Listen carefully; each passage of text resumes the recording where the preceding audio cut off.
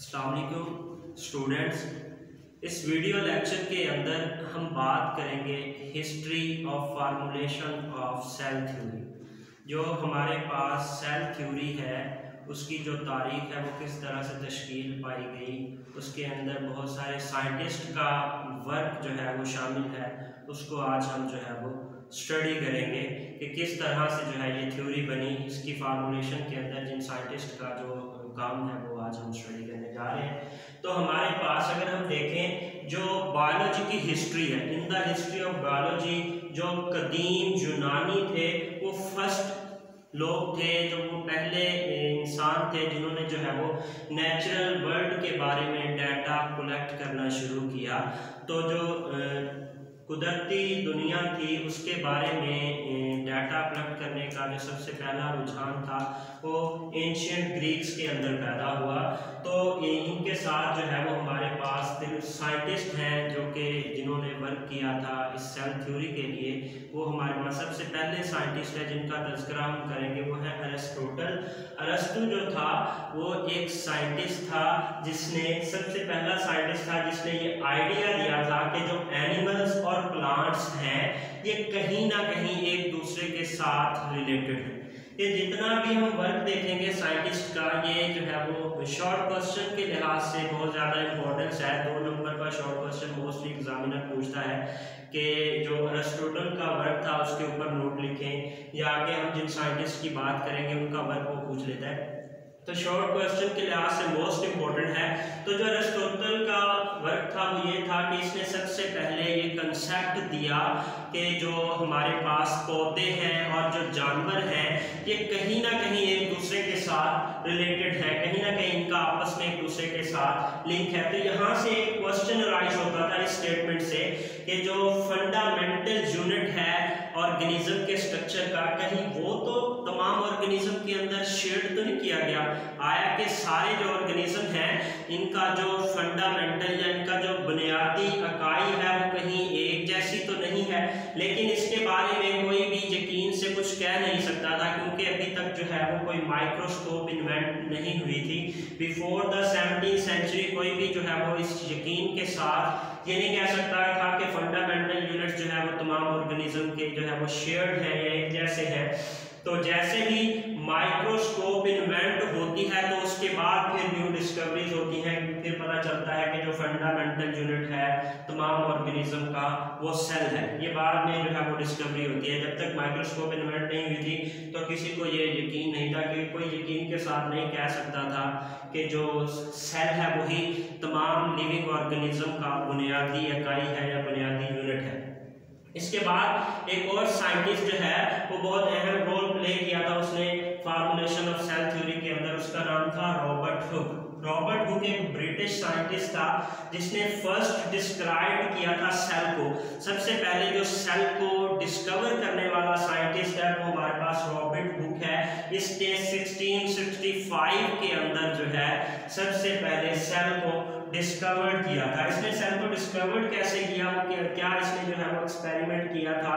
तो इसने क्या किया, इसने अपनी बनाई हुई माइक्रोस्कोप जो है उसके नीचे एक थिन स्लाइस लिया कॉर का एक छोटा सा पीस लिया और उसको इसने एग्जामिन किया under the self made microscope. जब इसने अपनी बनाई हुई माइक्रोस्कोप के नीचे, थिन का मतलब है बारीक, स्लाइस पीस हम कह सकते हैं कॉर की, ये जो हमारे पास प्लांट्स के आउटर कवरिंग होती है उसका इसने एक छोटा सा पीस लेके उसको एग्जामिन किया।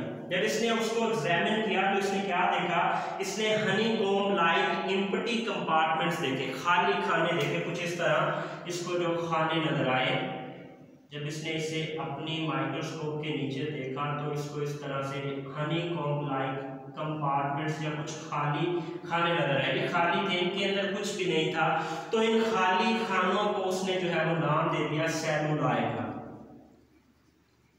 ये जो सेलुलॉय की टर्म थी बाद में हम तक पहुंची सेल की फॉर्म में, फिर इन्हीं कंपार्टमेंट्स को बाद में सेल्स का नाम दिया गया। तो सबसे पहले इन कंपार्टमेंट्स को डिस्कवर करने वाला जो साइंटिस्ट था वो था रॉबर्ट हुक। रॉबर्ट हुक ने जब सेल को डिस्कवर कर लिया तो इसके बाद फिर एक और साइंटिस्ट आए कुछ ही सालों के बाद, इसके काम के फ्यू इयर्स बाद जो है उसने ये काम किया था। उसका नाम है एंटनी वान लीवनहुक। एंटनी वान लीवनहुक जो है इसने फर्स्ट लिविंग सेल्स को ऑब्जर्व किया था। ये पहला साइंटिस्ट था जिसने सबसे पहले लिविंग सेल्स को ऑब्जर्व किया। इसने क्या किया था जी, इसने पाउंड वाटर लिया, तालाब का पानी लिया इसने, और उसको इसने माइक्रोस्कोप के अंदर जो है वो ऑब्जर्व किया। पानी का ड्रॉप कह सकते हैं हम। इसने जो है वो तालाब में से पानी लिया, उसको जो है वो अपनी माइक्रोस्कोप के नीचे जब देखा तो उस पानी के अंदर इसने छोटे छोटे टाइनी ऑर्गेनिज्म देखे, छोटे छोटे ऑर्गेनिज्म देखे अंडर हिज माइक्रोस्कोप, और उन माइक्रो ऑर्गेनिज्म को या उन छोटे ऑर्गेनिज्म को इसने एनिमल क्यूल्स का नाम दे दिया। एनिमल क्यूल्स जो है वो वाले ऑर्गेनिज्म थे, वो वाले छोटे जानदार थे जिन्हें एंटनी वान लीवनहुक ने अपनी जो है वो सेल्फ मेड या अपनी जो उसके पास माइक्रोस्कोप थी उसके अंदर देखा था। फिर इसके बाद जो साइंटिस्ट आते हैं उनका नाम है Jean Baptiste D Lamarck. Jean Baptiste D Lamarck जो है इन्होंने जो है वो एक स्टेटमेंट दी थी 1809 के अंदर। इसने कहा कि nobody can have life if its parts are not cellular tissues are not formed by cellular tissues। ने कहा कि कोई भी ऐसी चीज जो है वो उसकी लाइफ नहीं हो सकती, कोई भी जिंदा जानदार है उसकी लाइफ तब तक नहीं होगी जब तक वो सेलुलर टिश्यू से ना बना हो या वो जो है वो सेलुलर टिश्यू उसके अंदर मौजूद ना हो तो उसकी लाइफ मुमकिन नहीं है। तो ये काम जो है, ये जो स्टेटमेंट दी थी ये जीन बैप्टिस्ट लेमार्क ने दी। इसने कहा कि जितने भी लिविंग ऑर्गेनिज्म हैं उन सब के अंदर जो है वो सेलुलर टिश्यूज मौजूद हैं या वो सेलुलर टिश्यू से मिलकर जानदार वो बने हैं। अगर ऐसा नहीं है तो फिर उनकी लाइफ मुमकिन नहीं है, पॉसिबल नहीं है कि वो जिंदा हो। फिर इसके बाद एक और साइंटिस्ट आते हैं जिनका नाम है रॉबर्ट ब्राउन। रॉबर्ट ब्राउन 1831 के अंदर जो है ये साइंटिस्ट आता है।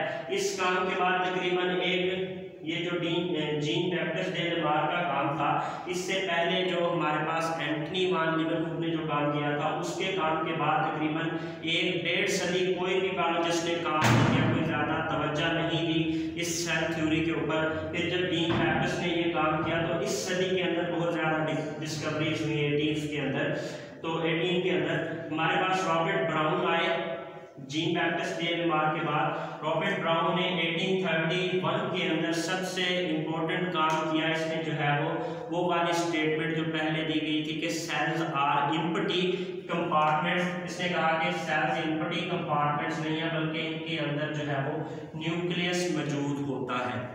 हम पहले पढ़ चुके थे जब फर्स्ट डिस्कवरी हुई थी तब हमने देखा था कि जो हनीकॉम्ब लाइक कंपार्टमेंट नजर आए थे वो क्या थे, वो एम्प्टी थे, खाली थे, अंदर से खाली खाने थे। लेकिन रॉबर्ट ब्राउन ने 1831 के अंदर जो है वो इन खाली खानों के अंदर डिस्कवर किया न्यूक्लियस को, और इसने जो है ये काम करके ये बता दिया कि ये जो कंपार्टमेंट्स हैं ये खाली नहीं है बल्कि इनके अंदर जो है वो क्या मौजूद होता है, न्यूक्लियस मौजूद होता है। तो हम कहते हैं कि रॉबर्ट ब्राउन ने सबसे पहले सेल के अंदर न्यूक्लियस को जो है वो डिस्कवर किया था।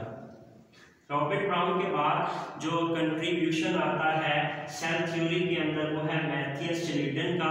मैथियस श्लीडन जो है वो एक जर्मन बोटेनिस्ट थे जो कि प्लांट्स को स्टडी करते थे। जर्मनी से बिलोंग करता था ये जो साइंटिस्ट था, और ये बोटेनिस्ट था, प्लांट्स को स्टडी करता था। तो इसने क्या किया, इसने 1838 के अंदर इसने प्लांट के जो टिश्यूज होते हैं उनको स्टडी किया।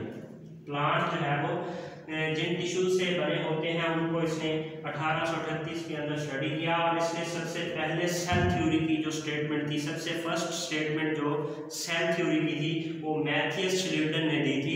इसने कहा कि all plants are aggregates of individual cell which are fully independent. सबसे पहले इसने जो है वो एक स्टेटमेंट है सेल थ्योरी की कि जो है वो जितने भी लिविंग ऑर्गेनिज्म है वो सारे सेल से मिलकर बने हैं। तो इसने बताया कि जितने भी प्लांट्स हैं वो सारे के सारे प्लांट जो है वो सेल से मिलकर बने हुए हैं, और वो तमाम सेल जो है वो इंडिविजुअली या आज़ादाना जो है वो रह सकते हैं। तो इस तरह से हमारे पास मैथियस श्लीडन वो फर्स्ट साइंटिस्ट थे जिन्होंने पहली स्टेटमेंट दी थी अबाउट द सेल थ्योरी। इसके साथ ही हम आज का लेक्चर यहाँ पे खत्म करते हैं। नेक्स्ट लेक्चर के अंदर मजीद जो हमारे पास कुछ साइंटिस्ट थे और कुछ जो है वो जो सेल थ्योरी के पॉइंट्स हैं हम उनको डिस्कस करेंगे। अल्लाह हाफिज़।